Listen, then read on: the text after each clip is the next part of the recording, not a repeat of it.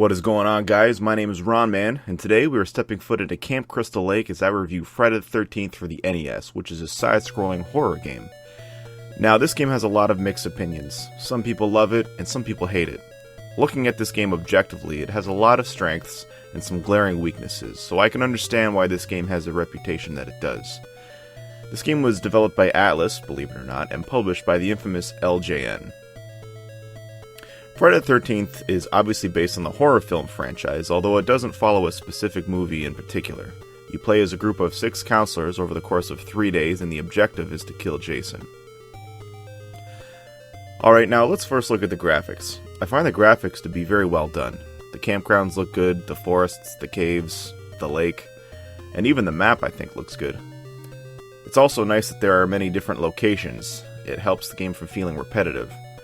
Jason looks good in his classic purple outfit ripped straight from none of the movies, but I like it. On the other hand, the camp counselors aren't the best looking. They mostly look the same and don't have faces, also their animations are lacking.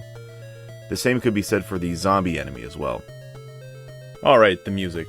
It's unfortunately kind of dull. When you're outside, walking the campground paths, in the forests, and the caves, it just repeats this mediocre 4-second loop.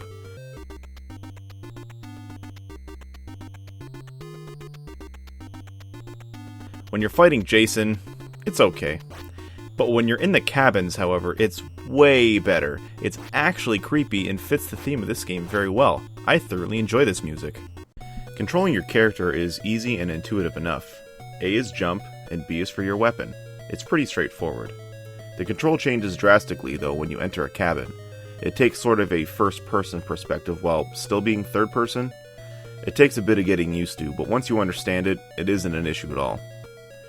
Another thing that takes getting used to is understanding the map and how it works in relation to the controls and your perspective. It does take a while, but you will get used to it.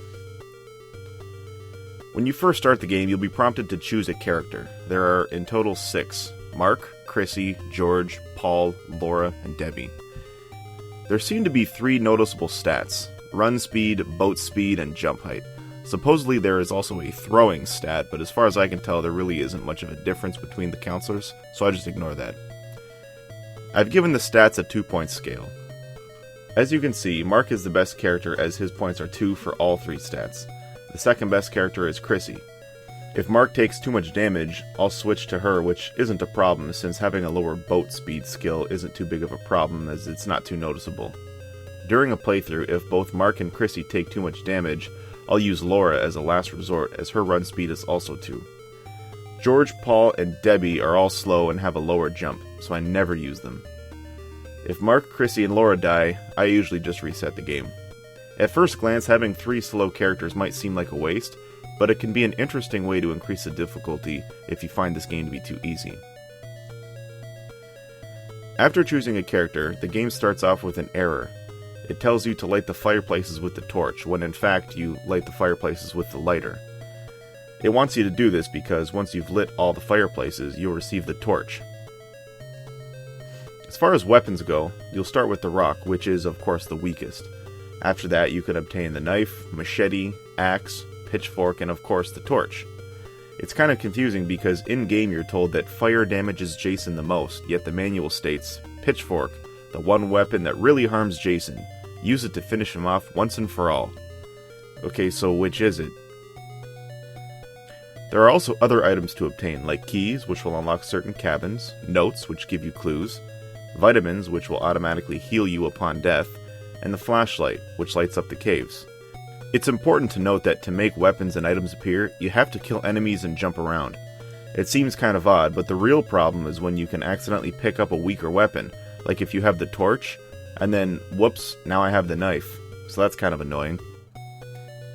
How about the enemies? Well, besides Jason, we have zombies, water hags, wolves, bats, and crows. Yeah, they're not from any of the movies, but I suppose this game would be too boring with only Jason. I said earlier that this game takes place over the course of 3 days, so think of it like 3 levels. And so to beat each day or level, you need to defeat Jason. The game is over when Jason kills all the kids, or kills all the counselors. As you probably assumed, each day gets harder. The monsters move faster, and so does Jason. On day 1, Jason moves slow. On day 3, Jason moves fast. and on day 2 his speed changes between that of day 1 and day 3. Although this only applies to when you're in cabins, as outside he always moves at the same speed, so on day 3 it's best to fight him outside. As far as I can tell, Jason seems to move counterclockwise and takes every path and enters every cabin he encounters. But it seems like his starting position every playthrough is random, but I could be wrong. When Jason enters a cabin with a potential victim, you'll be alerted immediately. If you take too long to reach the aforementioned cabin, the counselor or child will be brutally murdered.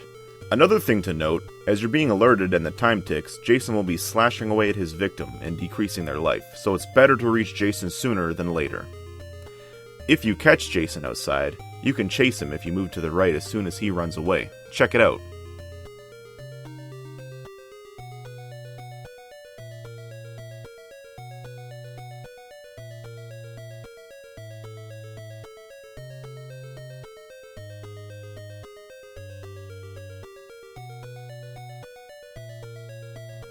This is ideal on days 2 and 3. You're able to switch councils on the fly. This is great to cut down on traveling time. To do this, enter a small, vacant cabin and press start. You'll be able to choose any of the living counselors and move to their cabin and take over as that character. The only issue with that is the fact that the counselors don't share weapons and items. So if you've been playing as Mark, and you have the torch and tons of vitamins, the counselor you switch to won't have any of that stuff. It's not all bad news though, as you can cure and swap weapons with other counselors, but this has to be done in person.